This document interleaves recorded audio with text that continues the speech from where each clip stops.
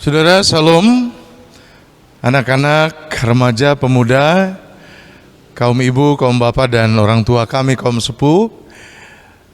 Kita bersyukur kita telah memasuki tahun 2021, tahun yang baru, tahun berkat, tahun ada banyak pengharapan bagi kita. Kita kembali akan mendengarkan kesaksian firman Allah, merenungkannya dan membawanya untuk menjadi bekal dalam kehidupan kita di tahun ini. Mari kita bersama membaca dan merenungkan kitab Yeremia pasalnya yang ke-29, ayatnya yang ke-10 sampai ayatnya yang ke-14. Yeremia pasalnya yang ke-29, ayatnya yang ke-10 sampai ayatnya yang ke-14. Mari kita berdoa. Bapa kami yang di sorga, kami bersyukur ya Bapa, sebagai umat-Mu kami boleh memasuki tahun yang baru, tahun 2021. Ini adalah Rabu pertama di mana kami kembali akan melanjutkan kebaktian rumah tangga di keluarga kami. Dan kami kembali akan membaca dan merenungkan kesaksian firman-Mu. Biarlah Roh Kudus-Mu menopang menolong kami, sehingga di dalam keterbatasan kami boleh benar-benar dimampukan menerima apa yang menjadi nilai firman-Mu dalam hidup kami. Terpuji nama-Mu ya Allah, di dalam nama Tuhan Yesus kami berdoa. Amin.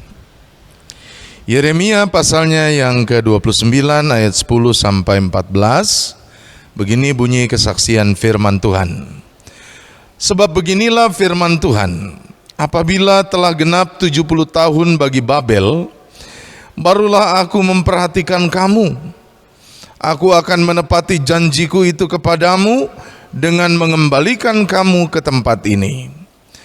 Sebab aku ini mengetahui rancangan-rancangan apa yang ada padaku mengenai kamu. Demikianlah firman Tuhan, yaitu rancangan damai sejahtera dan bukan rancangan kecelakaan, untuk memberikan kepadamu hari depan yang penuh harapan. Dan apabila kamu berseru dan datang untuk berdoa kepadaku, maka aku akan mendengarkan kamu. Apabila kamu mencari aku, kamu akan menemukan aku. Apabila kamu menanyakan aku dengan segenap hati, aku akan memberi kamu menemukan aku.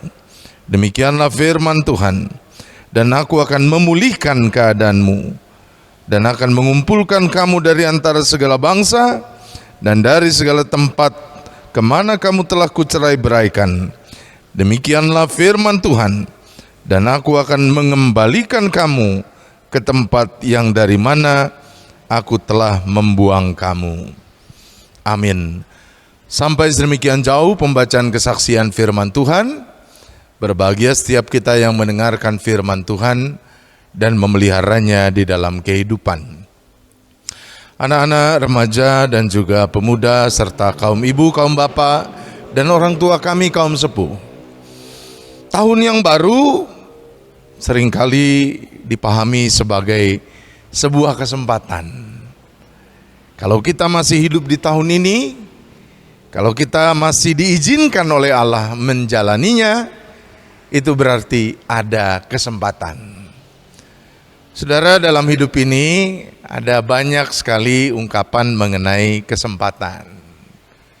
Misalnya begini saudara, kesempatan tidak datang dua kali. Artinya saudara-saudara, kita diajak untuk tidak menyia-nyiakan kesempatan, memanfaatkannya sebaik mungkin, sehingga kesempatan di mana kita seharusnya bisa mendapatkan sesuatu yang baik tidak hilang begitu saja karena kita menyia-nyiakannya. Manfaatkan momentum itu, kesempatan itu. Ungkapan lain mengatakan hidup ini adalah kesempatan. Karena saudara, kita perlu berhati-hati. Jangan diisi dengan serampangan. Jangan bertindak ceroboh. Jangan menghadirkan hidup yang sembarangan. Kita harus berhati-hati karena kita tidak tahu kapan kita mati. Karenanya ketika kita hidup, hadirkanlah hidup yang berkenan kepada Allah dan sesama. Dan saudara-saudaraku yang dikasih oleh Tuhan, kalau bicara mengenai kesempatan, nilainya menjadi sangat tinggi ketika orang atau pribadi yang menerima kesempatan itu berada dalam situasi yang tidak baik, situasi yang buruk, situasi yang mengancam dirinya. Saudara, saya pernah mendampingi secara pastoral seorang anggota jemaat yang mengalami penyakit kanker dalam tubuhnya. Saudara, setiap kali dia melakukan tindakan, entah itu kemoterapi atau penyinaran atau operasi, maka tindakan berikutnya yang harus dia lakukan adalah dia harus cek darah. Dari darah itulah akan diketahui efektivitas dari tindakan medis atau tindakan pengobatan yang dia lakukan.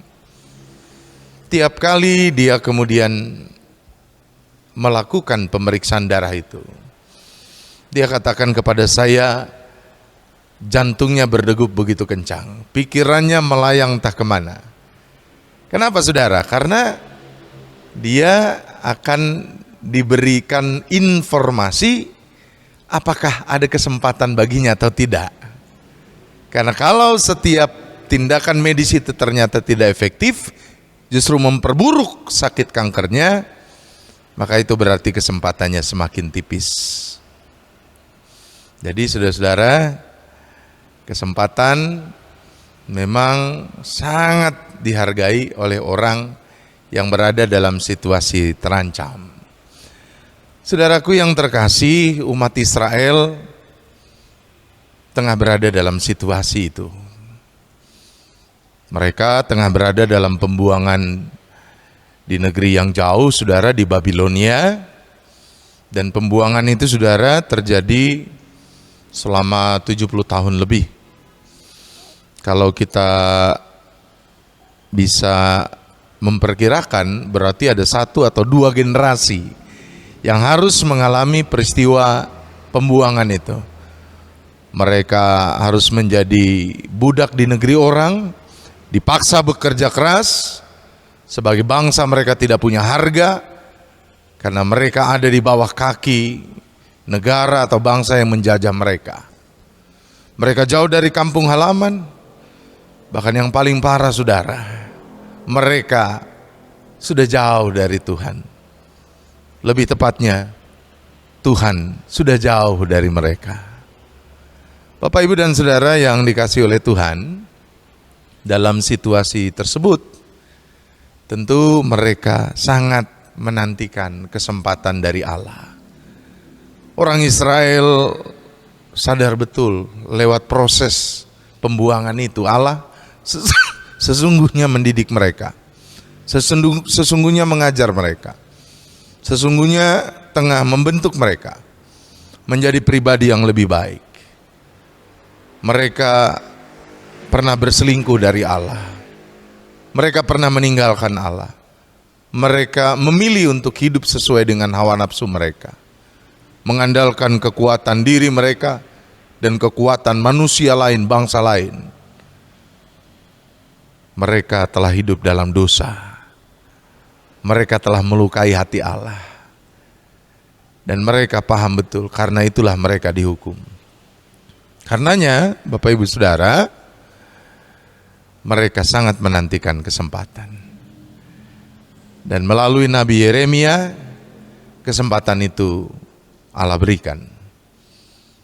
Mereka akan kembali menjumpai Allah. Berkat Allah akan mereka temukan dalam hidup mereka. Mereka akan mengalami rancangan damai sejahtera Allah. Mereka akan mengalami hidup yang dipulihkan oleh Allah. Tapi saudara-saudara, beritanya tidak sampai hanya di sana. Itu porsi Allah, itu bagian Allah, itu cinta kasih Allah yang tetap harus direspon, disikapi dengan baik oleh umat Israel kala itu. Bagaimana mereka menyikapinya? Tentu dengan hidup yang terus-menerus harus diperbaiki hari demi hari. Hidup yang terus-menerus harus semakin berpadanan dengan kehendak Tuhan waktu demi waktu. Sehingga kesempatan itu boleh diisi dengan hal-hal yang menyukacitakan hati Tuhan. Anak-anak, remaja, pemuda, Bapak Ibu dan juga orang tua kami, kaum sepuh. Tahun baru sekali lagi seringkali dipandang sebagai kesempatan, momentum agar kehidupan kita lebih baik dari tahun yang lalu. Karenanya banyak orang yang berkumpul bersama keluarganya di tahun baru atau di awal tahun baru. Mereka saling mendoakan, saling membuka diri untuk saling memaafkan. Menjadi sesuatu yang sia-sia kalau momentum itu tidak dilanjutkan dalam perjalanan selanjutnya.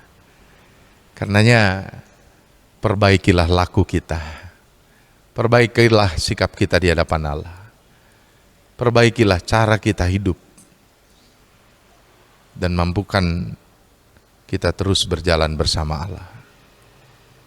Hadirkanlah perjuangan untuk terus menyukacitakan hati Tuhan di tahun yang baru. Karena Dia bersedia memulihkan. Dia bersedia menghadirkan rancangan damai sejahtera. Dia bersedia untuk mengampiri kita dengan berkat-berkat-Nya, jikalau kita mau merubah hidup kita dari yang lama menjadi lebih baik di tahun yang baru ini. Amin. Mari kita berdoa. Bapa kami yang di sorga, kami bersyukur ya Tuhan atas kasih-Mu, kami boleh mendengar suara-Mu. Sungguh ya Bapa, mengawali tahun ini kami harus kembali berjuang, keluar dari kehidupan yang lama, yang penuh dosa, yang penuh kesalahan, lalu hidup baru bersama Tuhan, berjalan sesuai dengan tuntunan-Mu. Dan bagi kami yang mau menunjukkan kebaikan hari lepas hari, maka Allah menyediakan kesempatan agar kami bisa mengalami berkat dan rancangan damai sejahtera-Mu. Engkau akan kembali berkenan untuk menjumpai kami, berkenan untuk kami temui. Cinta kasih-Mu akan kembali berlaku. Terima kasih ya Bapa untuk kesempatan ini. Tolong kami agar kami tidak menyia-nyiakannya. Dalam nama Tuhan Yesus Kristus kami berdoa, mengucap syukur atas firman yang kami dengarkan. Amin.